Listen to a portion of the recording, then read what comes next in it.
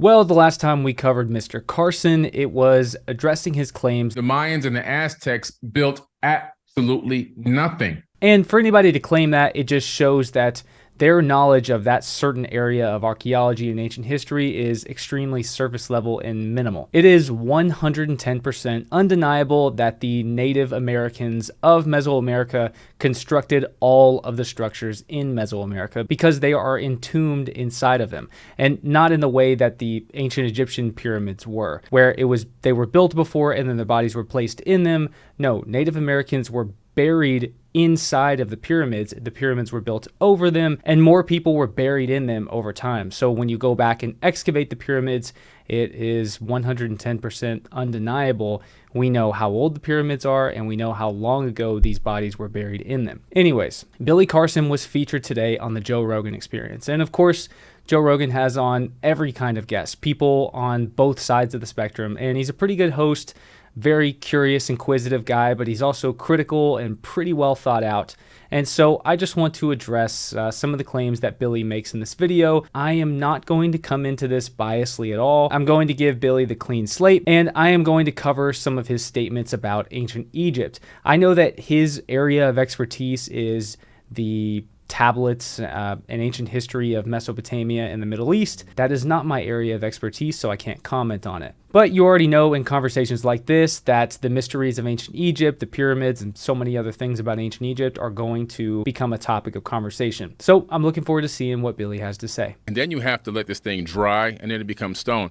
So, if people were supposed to be trying to worry about how they're going to get their next meal, shelter for the night, and all these kind of things, who has time to sit down and write these incredible works of art like the Epic of Gilgamesh, for example? Yeah. So I think they really were writing down, and also they were transcribing information that was given to them by these quote-unquote gods with a lowercase g. So the thing about people who were living around 3000 BC or earlier, whether that's in Mesopotamia or ancient Egypt, they were not nomadic, primitive people who were just worried about where they were going to get their next meal or killing animals for their next meal. Civilization had already been established at this point. We already know of some of these pre-dynastic kings that existed in Upper and Lower Egypt, as well as we know of some kings that were living in Mesopotamia at the time, and we know a bit about a relationship between civilizations in Mesopotamia and ancient Egypt. So civilization had been around for a little while, and it's not super surprising that literature and writing pops out right around 3000 BC and a little bit before that as well. So these were not nomadic, primitive cave people. These were people already living in large cities and large societies. Did you ever read the Dead Sea Scrolls? Yes, yeah. So the Dead Sea Scrolls, what was it, found in what year was that? It was in Qumran, right? They found them in Qumran, but I think again this was also, I believe, in the late 1800s or early 1900s. Is when they found them.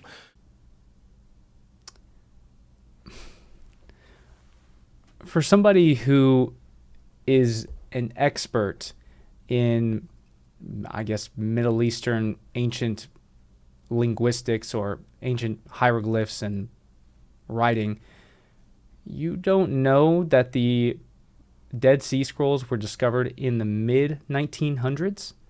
1947 to the late 1950s. Now, that may seem like I'm nitpicking him here, but that is like the most basic information that an expert would know right off the top of their head.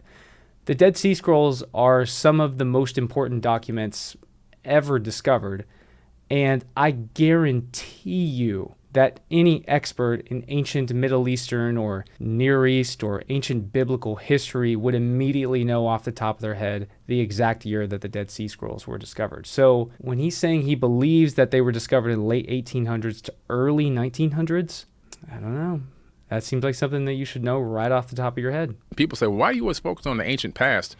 Well, because the past is prologue. If we don't understand what happened back then, we're doomed to continue to repeat these cycles of time that we've been in for quite some time, for eons. Yeah, I mean, it's just direct evidence that civilizations don't last when they go kooky. Yes. I do agree with that. I mean, I think that studying our ancient past is basically one of the most important things that we can do. When you study ancient history, you get such a greater perspective as to what's going on in our modern world. You know, you see so many of the modern atrocities happening today, and people are wondering how this is even possible. I think that maybe sometimes people don't think about these things clearly or with the proper perspective, because everything that's been happening today has been happening since the beginning of time. And when you look at the scale of tragedy and the scale of barbarity across all of human history, it just gives you a greater perspective, and I think gives you a much more healthy approach to life. I really do agree with Billy here, and I think that it's a great sentiment that passed as prologue. And I should say that even though Billy and I disagree on a lot of things, and he says things that make me scratch my head at times, at the end of the day, he is inspiring people to become more invested in ancient history, which I hope ultimately is a net positive. So I think that telling people that ancient history wasn't interesting at all would probably be a lot more damaging than sometimes misrepresenting ancient history. The reason why people think the earth is 6,000 years old is because most of the tablets are 6,000 years old, and the Bible was written from the information that came from tablets. So that's as far back as anybody's quote-unquote knowledge seems to extend. That's where the 6,000-year-old theory comes from. But yeah, I totally agree with that. You know, when you follow the biblical timeline, or, you know, the Bible has different chronologies that go through the Old Testament and in the New Testament. And people have tried to trace that back all the way to Adam and Eve. And it seems like the earth is about 6,000 years old. But in reality, there are probably a lot of inconsistencies with those lineages and how long a generation is really deemed to be, and the different leaps between one generation to the next. And were Adam and Eve really Adam and Eve, or was it mankind and womankind? There's just a lot of vagueness in the Old Testament. And so for some reason, people still believe that the earth is only about 6,000 years old. And so I think Billy's absolutely right here. If you're not fascinated by ancient structures, if you're not fascinated by what kind of technology and knowledge did they have 4,500 plus years ago to make the pyramids? Right. Who are these people? Exactly. What were they doing? Yeah. How did they do that? And what was that thing? Was that a power plant? Right. I mean, I know you know that theory. Yeah. That Absolutely. is a crazy theory that sounds completely wackadoo. Mm-hmm. But then when you have it laid out to you, Christopher, what's his last name? Christopher Dunn. I just had Dunn. him on my podcast a few weeks ago. I just had him a couple weeks ago, too. Yeah. I just had a brain fart. His depiction of the mechanisms that would be involved in turning this giant structure into some sort of a power plant, you hear about it, you go, wait a minute, whoa. Yeah, it makes a lot of sense. And him and I have very similar theories on how the power generation occurred. And I believe that the Nile, when it used to run up close to the pyramids, and the water would run underneath the pyramid, and that would create something called physiostatic electricity as it ran underneath that magnetized crystal granite. Those ions would pour up into the chamber, move up the grand gallery where there used to be resonating rods, where you can see the slots where the rods used to be. They're removed now, but the slots are still there. Then it would be pushed into the king's chamber where it would be amplified and some type of fusion would take place, then forced up through the apex, and then the crystal granite obelisks around the region would capture that ambient wireless electricity. And then if you had something called a JED, which looks like a Tesla coil, you can capture that energy and you can transfer it into a device for gold electroplating, for any other electrical tools you need, like some of the tools they had to have used to create some of these incredible works of art. We can see the tool marks, so we know they had the tools. But they had wireless electricity way back then. So there's a few things to unpack there. Number one, and the thing that immediately jumped out to me, was when he said that you have granite and crystal obelisks in the area.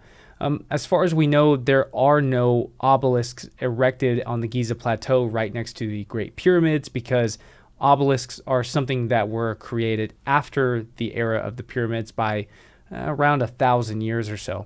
There are also no crystal obelisks anywhere in ancient Egypt, so I'm not really sure where he got that.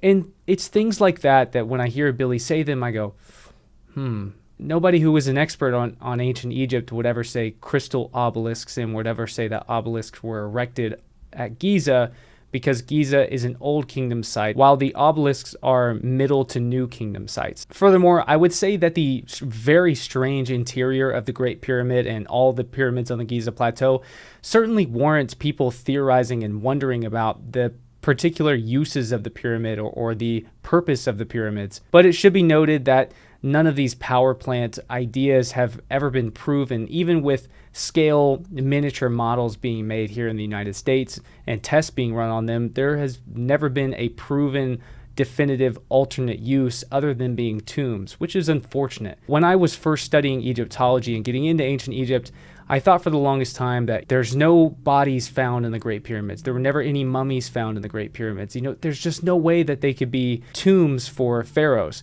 And I've now come to the point where I think that there probably were ancient Egyptian rulers buried in them, but that was not their only purpose. And the means by which they were constructed really has not been explained. I should also say that I don't personally think that they were using power tools with wireless electricity. I mean, when Billy says that, it's entertaining and it's interesting, but everyone should just be very slow to accepting that, because there is no evidence for the wireless electricity, let alone the tools that were harnessing electricity that the Egyptians had. Now, he also says that it seems like it's obvious that they were using some kind of power tools or some kind of tool that hasn't been found on archaeological record, and I tend to agree with him there. While I don't think that they were harnessing wireless electricity in the tools used to build the Great Pyramid and all these other megalithic sites with extremely precise cuts, angles, and measurements, the tools by which a lot of these sites were created, I don't think we have in the archaeological record. And I think that they were either hidden or destroyed, possibly by the Egyptians themselves,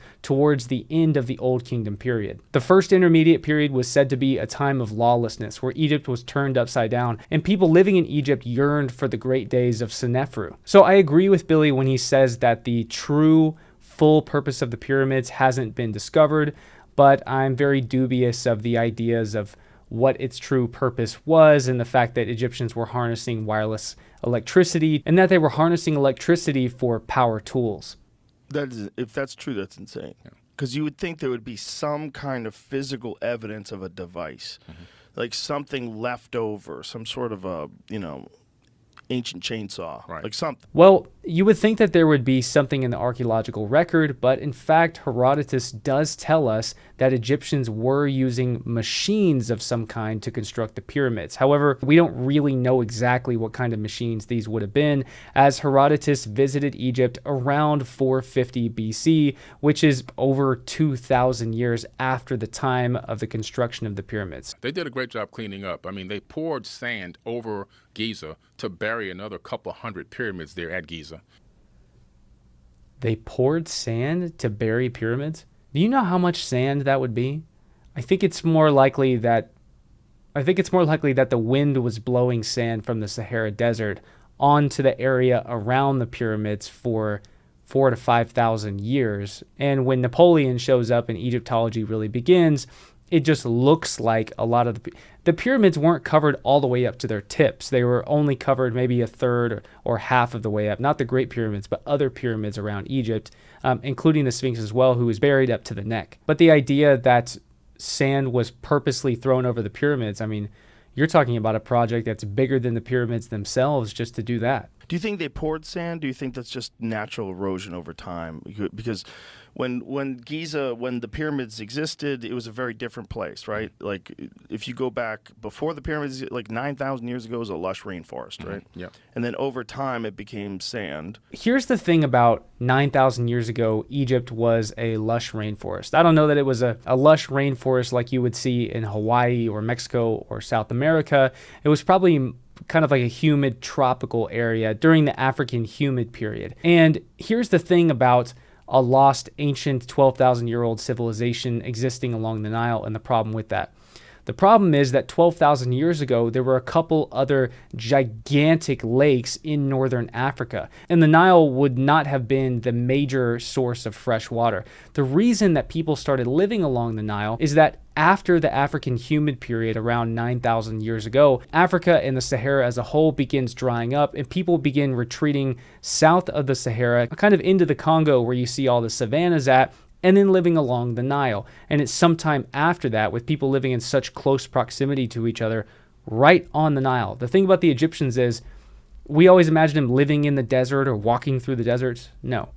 They lived in the tropics right on the Nile, like within a couple hundred yards of the Nile at most, throughout all of Egyptian civilization. They did not move deeper into Egypt. They lived right on the Nile. And the reason was that's the only place that they could live. You can't survive anywhere else. So people very likely were not living along the Nile 9,000 years ago or 12,000 years ago simply because they didn't have to, and it wouldn't have been the best place to live. They would have been living around one of the other gigantic lakes in northern Africa. I mean, there's not one thing about it.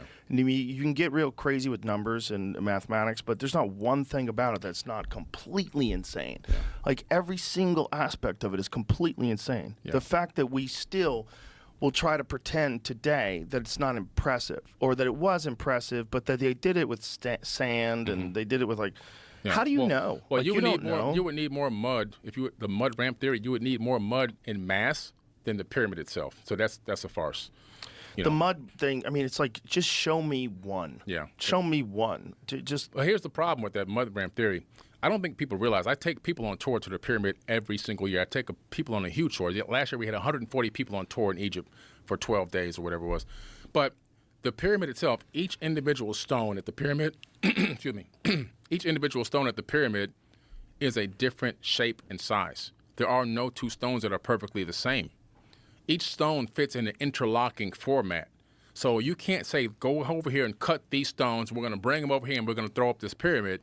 It doesn't work that way. Each stone is made individually, specifically for the location that it's exactly in. Yeah, that's one of the things that's pretty amazing about the ancient Egyptians is that they didn't just quarry the blocks out of the limestone, granite quarries, and then make them all uniform to stack them all together. It seems like they carved the block right where it sits. So where many of these blocks sit, they carved it right there to fit perfectly on either 5 or 6 sides. So to fit perfectly along the block underneath it, 2 blocks on the side, one block in the back, and the block that would be sitting on top of it. If it was an exposed block, if it was an interior block, it would be perfectly fitting on all 6 sides. So it's something that's pretty amazing. And I'm not sure if he's going to say this in this podcast, although he does theorize that the Great Pyramids were built by a non-dynastic Egyptian civilization some 12,000 years ago.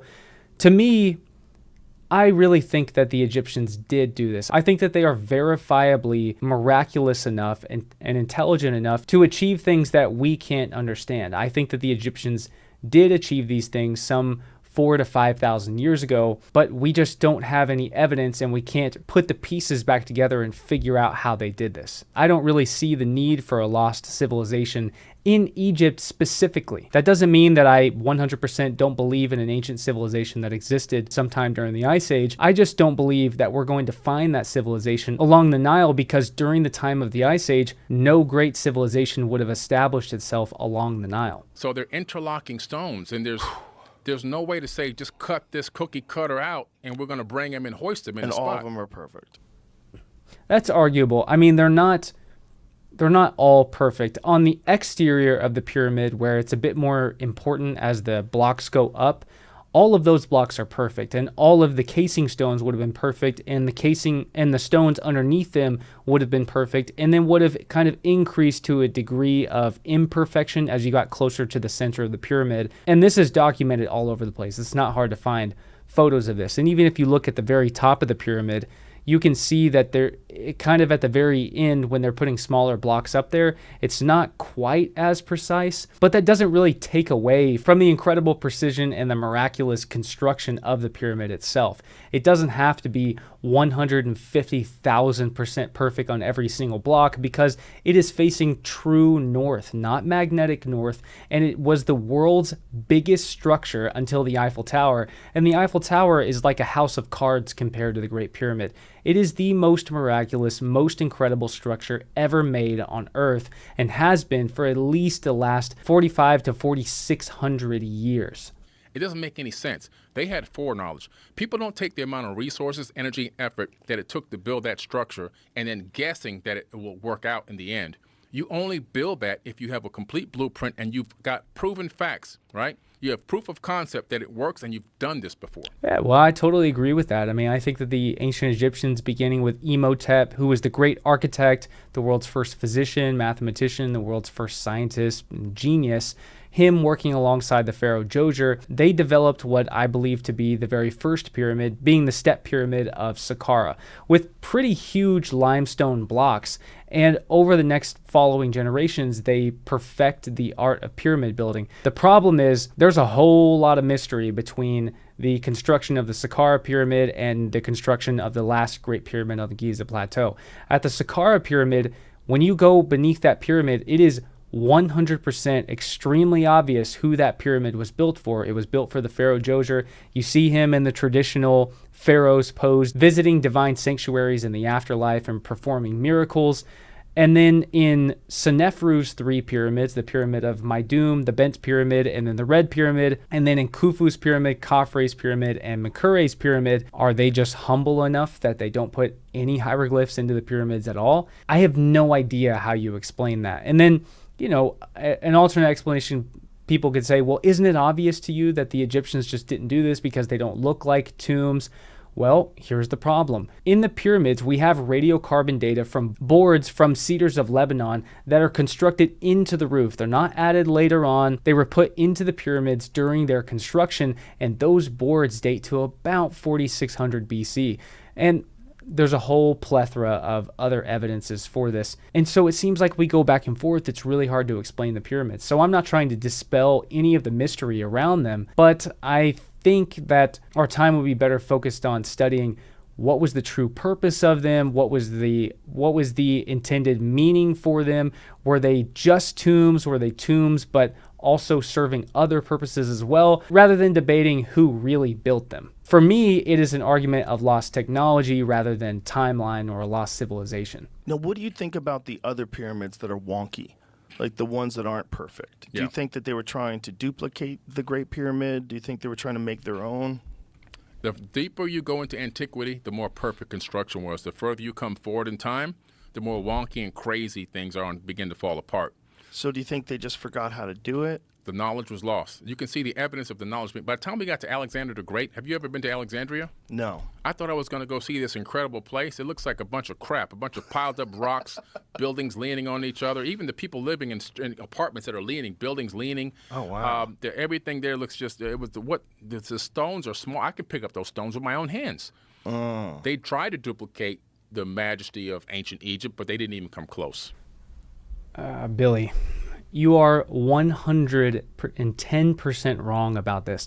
All of the literary evidence tells us that Alexandria was 100% absolutely the most stunning city in ancient Egypt. They did build structures on par with the Great Pyramid. The Lighthouse of Alexandria was built purposely to be exactly the same height as the Great Pyramid, and literary sources tell us that each of the stones were red granite Aswan stones taken from the same quarries of the blocks used in the King's Chamber, and each of the blocks weighed between 65 to 75 tons. That's not even including the massive megalithic construction that was used in the Library of Alexandria. We have a plethora of literary sources saying this. When you go to Alexandria today, there are no remnants left of the ancient city because that city was the center of the world for about 600 years and was attacked by the Romans 5 times and burned down 5 times. And then it was washed away in one of the Mediterranean's biggest tsunamis in recorded history in 365 AD, and the city was completely and utterly destroyed by it. I'm not saying that pyramid building didn't get worse, but the idea that Alexandria was a giant pile of crap compared to the old kingdom of Egypt is just, well, it's indicative that you haven't read deeply about Alexandria at all. It is true that after the construction of the Pyramid of Menkaure, that pyramid building just got worse. How we explain that? Well, we don't know. I mean, that was at least 4,500 years ago, and we don't really know the nuances of what was going on at that point. But when you go back in time, you do see pyramids getting better over time. The Great Pyramid is kind of the epitome, but there are pyramids before that. There's actually Saqqara, Meidum, Bent, and the Red Pyramid. So there's at least 4 pyramids before the Pyramid of Khufu. But I still agree with him on that. However, he has never read any of the literary sources about Alexandria. And it also makes sense if you think about how an advanced civilization like that can just disappear. Like, what would have to be the moment? It just doesn't make any sense. I know there's the burning of the Library of Alexandria where they lost a lot of the information, but I think that might have been a book heist. Really? Yeah, I think the burning of the Library of Alexandria was a heist. The burning did happen, don't get me wrong, but that was just a distraction to steal the knowledge, and that the majority of that knowledge ended up in the Vatican archives. I knew you were going to say the Vatican. That's commonly said, that a lot of the knowledge ended up in the Vatican. But the burning of the Library of Alexandria was actually 5 different events that were mostly instigated by the Romans, beginning with Julius Caesar. And this was all centuries before the Vatican ever existed, during the time when the Romans were persecuting Jewish and Christian people. So the Vatican was the last thing that was existing in Rome at the time. But maybe he believes that eventually ended up in the Vatican, which means that the Romans placed an importance on literature and libraries and intellectual feats, which is not supported by the literary evidence. That is something that was going on in Babylon, ancient Greece, and in Alexandria. There were library wars going on between them, and the civilization that was most notoriously stealing books and knowledge from other ancient libraries was Alexandria. We don't have any precedents for the Romans pursuing Alexandria for their literary and scientific knowledge. And here's the thing that most people don't know, is that Rome basically already had its foot on the throat of Egypt, because the later Ptolemaic kings, who are the predecessors to Cleopatra, were not very good pharaohs, and they didn't really have the support of the Egyptian people. So they had to outsource their protection and their army to Rome, who was already getting its grain from ancient Egypt during the time of the Roman Republic. So whatever the Library of Alexandria had, if the Romans wanted it, they could have gotten it without burning the library.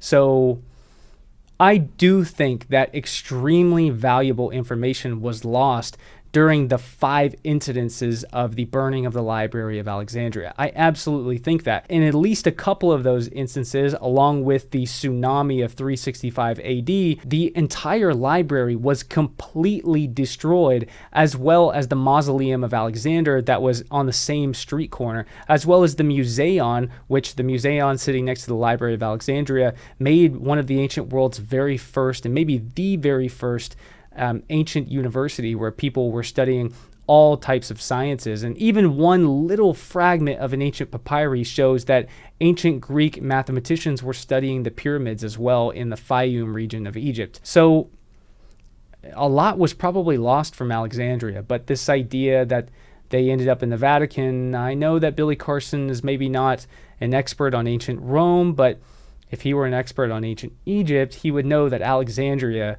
was the jewel of the ancient world, and it was not a pile of crap compared to the old kingdom of Egypt. It was, if you were living in ancient Egypt during the time that Alexandria was there, you would much rather live there than in Memphis near the pyramids. I can guarantee you that. All in all, Billy Carson is a guy telling interesting stories about ancient history and selling books related to those topics and selling documentaries related to those topics.